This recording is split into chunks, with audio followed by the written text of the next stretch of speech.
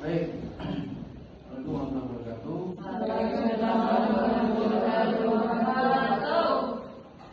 Para mahasiswa, ini supaya balance dan bisa mewujudkan konsep keikhlasan sekaligus juga kewajiban, khususnya Bapak kan sebagai suami ya, menafkahi anak istri, sebagai memilih jalan hidup dakwah, dai harus berdakwah baik di formal maupun non formal, memberantas tauhid, syirik dengan dakwah tauhid, mengobati orang-orang yang kesurupan, gangguan sihir, banyaknya biasanya kedukun kalau tidak ada peruqyah.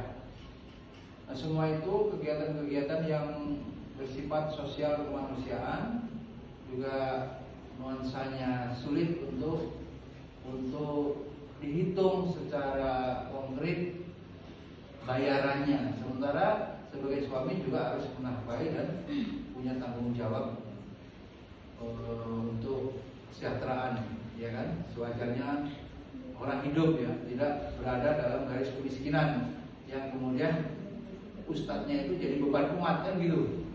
Ustadznya malah jadi beban umat karena uang zakat infak sedekah akhirnya untuk dia. Diharap di sini bagaimana yang terbaik adalah manfaat bisa membantu agama kan. Kalau di dalam situ ada profesional yang kemudian berhak diterima karena mengeluarkan biaya, tenaga, pikiran. Ustaz kan perlu beli buku juga kan, duit kan, perlu belajar, butuh waktu kan. Untuk vitamin juga makanan biar bisa menyerap materi. Untuk menjawab pertanyaan-pertanyaan permasalahan yang ditanyakan umat. Intinya wajar kemanusiaannya butuh uang. Nah, supaya bisa stabil ini ternyata dalam profesi ini ya, profesi dua yang kurang pantas untuk berhitung-hitung untung atau profit, yaitu satu adalah pendidik, dosen semua guru. Yang kedua apa? Medis, kesehatan. Itu dalam agama itu tidak selayaknya untuk orang yang kaya dalam dua profesi itu. Kalau mau kaya, orang mau kaya boleh nggak dalam Islam? Boleh. Ya nggak boleh apa? Cinta dunia, pelit, kemudian nggak mau berzakat, itu cinta dunia itu. Caranya kaya menurut Nabi. Nabi sebagai teladan, Nabi memerintahkan untuk berusaha, entrepreneur, berbisnis. Supaya keikhlasannya tadi kan, kebutuhan tercover. Dakwah ini mengamalkan, mengajar itu, mengurusi santri, kamu nanti mendidik di kelas itu bagian daripada memberikan manfaat, menjalankan perintah agama, menyebarkan ilmu, ekonomi dan urusan kewajiban ya, nafkah. Apalagi kalau anda ini seorang ibu-ibu nantinya perempuan, tidak wajib hanya sekedar membantu.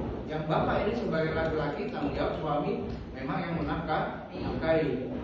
Lebih ringan bebanmu sebagai wanita, bahkan hanya sekedar ini saja, sifatnya sunnah juga enggak istilahnya. Kalau enggak sampai seperti itu, boleh saja jadi guru, boleh saja.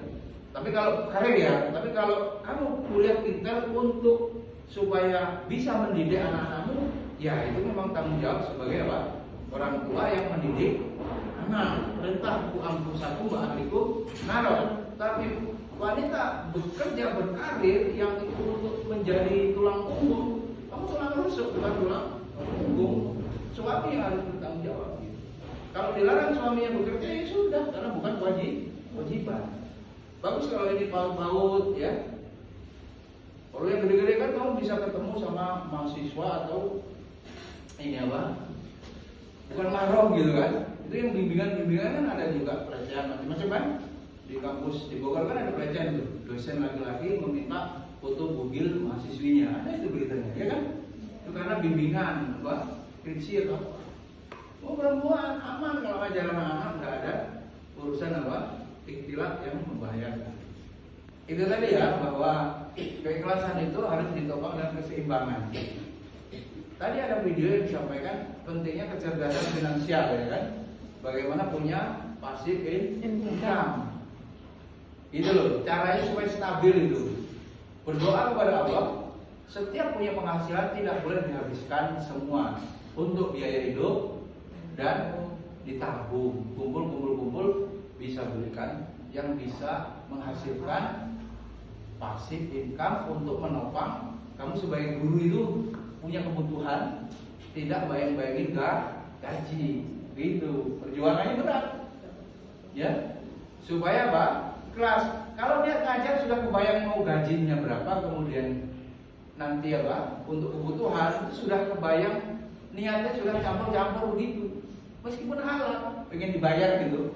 Tapi sejauhnya seorang guru hadirkan niat itu untuk mengharap keridhaan Allah. Kebutuhan-kebutuhan hidup tadi, kalau kita hemat sejak muda bisa menabung, bisa punya usaha yang mendukung dakwah atau mendukung profesimu sebagai guru yang tidak selalu mengharap-harapkan ini supaya sukses menanamkan karakternya ini tadi dulu menjadi contoh. Awalnya dari hatinya nih pemakaran ini.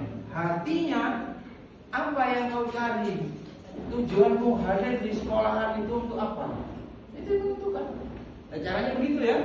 Caranya bagaimana kita bisa meneladani Rasul juga sebagai pengusaha.